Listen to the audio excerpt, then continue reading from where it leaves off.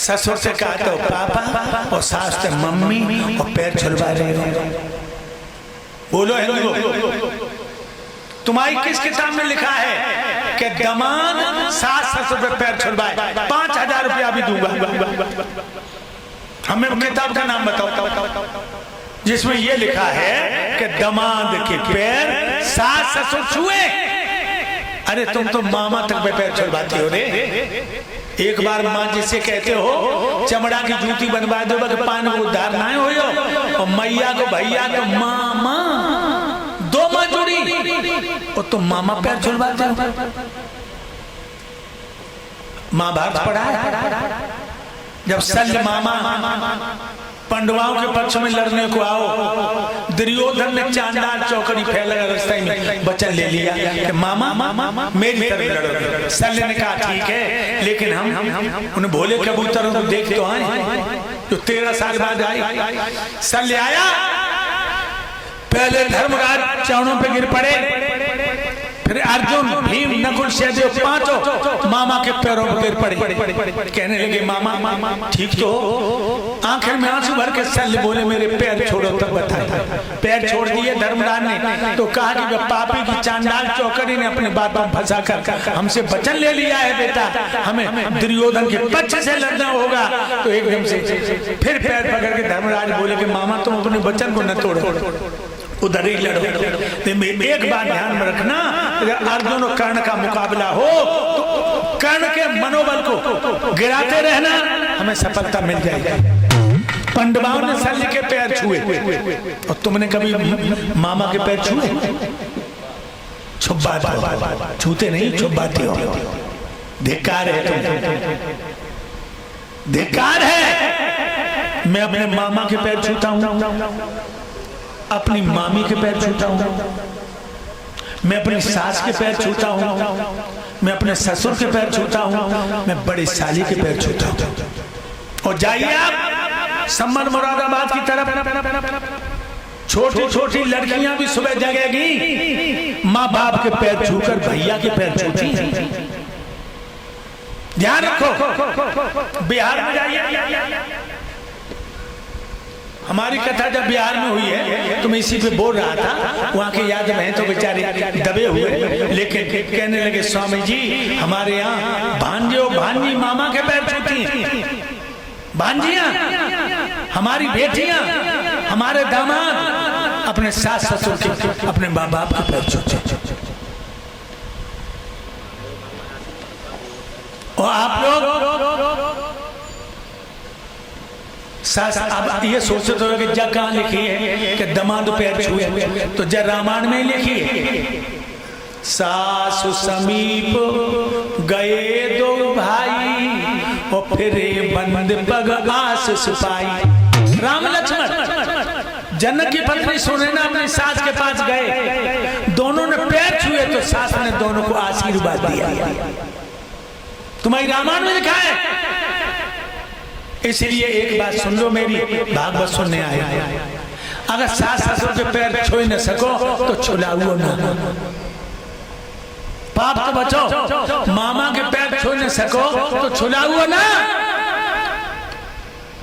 हमने देखा है दमादो बिटिया मंडप के नीचे और सास वो अम्मा और बाप कह रहे चलो बिटिया आशीर्वाद दे, बिटिया आए पानी लो, और बिटिया और दमाद के पैर हुए तो आशीर्वाद देने गए हो कि लेने गए हो? जो बताओ, तुम दमाद के हो बिटिया के कैसे पांव छू रहे हो, आशीर्वाद दे रहे हो कि ले रहे हो? बोला जो हिंदू जो है ना, अकल के अंधो गांठ को पूरो। भाई हम तुम्हारे पैर छुए तभी तुम हमें आशीर्वाद दियो, तो तुम तो दमादो बिटिया पे आशीर्वाद लेने गए हो, देने कहाँ गए हो? तुम पैर छू रहे हो उनके। अरे आशीर्वाद दिया जाता है, फूल लेकर डालो, दीर्घ आयुष्मान भव, विद्यावान भव, विजयवान भव, है? लेकिन आजकल के जो पाखंडी पंडित हैं, इन्हें अकल तो है नहीं कि वैद रीति से विवाह कैसे होता है। इसीलिए तुम्हें नरक में धकेले में लगेंगे। ध्यान रखना लोगों। 5वां पूजन पैर धो, और छठवां पूजन जब भोजन करे बड़े प्रेम से भोजन करे, वहीं बैठे रहो। और सातवां पूजन जब मेहमान पे भोजन करके आ जाए चारपाई पे, तो बड़े प्रेम से पूछो घर में सब लोग ठीक हैं, कुशल तो है। और हम देखते हैं जो रिश्तेदार आओ बैठी और पानी भर के दो, घर में सब लोग ठीक हैं, रिश्तेदार कान लगो तो वही बिटिया ने सलफाज खाई ली, पूरो घर दहाड़े मार के रोने लगा। रिश्तेदार भूखा या भूखा बैठा भाई कोई कुछ चाहिए नहीं। पहले भोजन कराओ तब कुशल पूछो। अरे बात कोई घटना घट गई वो खबर लेके आओ, तूने पहले पूछ ली सब लोग ठीक हैं, कान लगे तुम्हारी दामाद को एक्सीडेंट हुई हो, छाती फूट पीटन लगे रोन लगे हैं, मेहमान भूखो बैठो। याद रखना लोग, आज 16 बार पूजन करने के बाद राजा बल बोले, हे दयाराम आपने बहुत बड़ी कृपा की है, जो मेरे दीन कुटीर को पावन बना दिया। सहले सहले न माडकम मोक्तम न गजे गजे, साधवा नहीं सर्वत्र चंद्रमा बने बने। संत हर किसी के दरवाजे पर नहीं जाते, और जिनके दरवाजे पे महात्मा जाते हैं वो दरवाजे वाले महापुरुष कहलाते हैं। महाराज आपने कैसा खर्च किया? हे राजा बलि, हमने सुना है कि तुम बहुत बड़े दानी हो और यज्ञ भी कर रहे हो, इसलिए थोड़े से दान की इच्छा लेकर के तुम्हारे दरबार में आए राजा। महाराज इतना बड़ा तो मैं दानी नहीं हूँ जितना आपने नाम सुना है। तुम्हारा नाम सुना है? इतना जरूर है क्या? कि 2 चीजें छोड़कर हम अपने प्राण भी पराये तुम्हें दे देते। तो हे राजा बलि, वो 2 चीज कौन से जिन्हें तुम नहीं देते हो? सुनो सुनाओ। न्याय अनुसार दंड देने में न देर करें, सत्यानुसार दान देवे अधिकारी को, भूखे को भोजन और प्यासे को नीर देवे सम्मान यथा योग ब्रह्मचारी को, देवे आधार क्षण आयु से अभयदान, देवे खान पान यथा योग जीवधारी को, सर्वस्व देवे पर देवे न 2 चीजें, दुश्मन को पीठ और दीठ पर नारी को। 2 चीजें नहीं देता, दुश्मन को पीठ नहीं देता, पराई बहन बेटी कितनी सुंदर हो उसे कभी दीठ नहीं देता, कभी घूर घूर के नहीं देता, और मैं सबको दे देता। तो हे राजा बलि, इन 2 चीजों की मैं आवश्यकता भी नहीं है तो मेरे प्राण मांगो। ऐसे नहीं मांगूंगा राजन। कैसे मांगो? पहले तिरबाचा भर दो जब मांगेंगे। महाराज मर्दों की बात हुआ करती, क्या मर्द एक बार जो कह देता है उसकी जान जा सकती, बचन नहीं जाता। हे राजा बलि, कैसी बातें कर रहे हो? हमने बड़े बड़े मर्द देखे हैं, इनके मुंह पे बड़े बड़ी मूंछें हैं, कहते कुछ हैं करते कुछ हैं, इनकी बात का ही ठिकाना नहीं है। ये जरूरी थोड़ी कि मूंछों वाला मर्द ही हो, हमने बहुत सी औरतों की मूंछें देखी हैं। तो मर्द की कुछ पहचान है? पहचान मूंछ नहीं। तो क्या है? हम बताओ।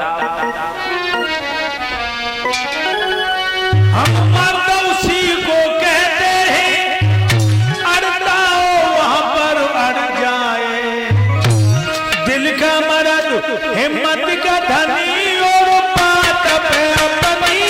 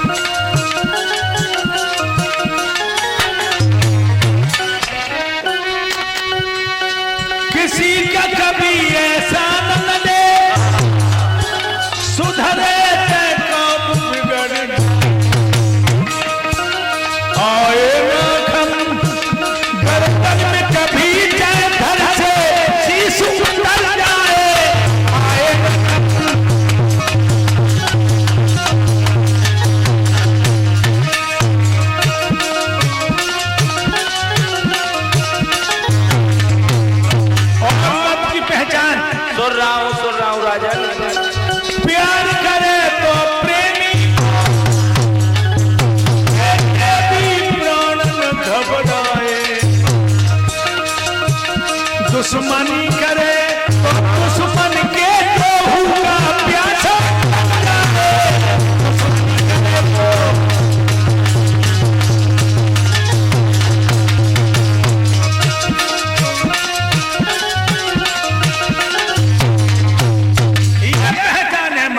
प्यार करे तो प्रेमी को देखे भी प्राण न घबराए और दुश्मनी करे तो दुश्मन के लोहू का प्यासा मांग लीजिए आप। नहीं ऐसे नहीं मांगा, विश्वास नहीं है, पहले तेरे बात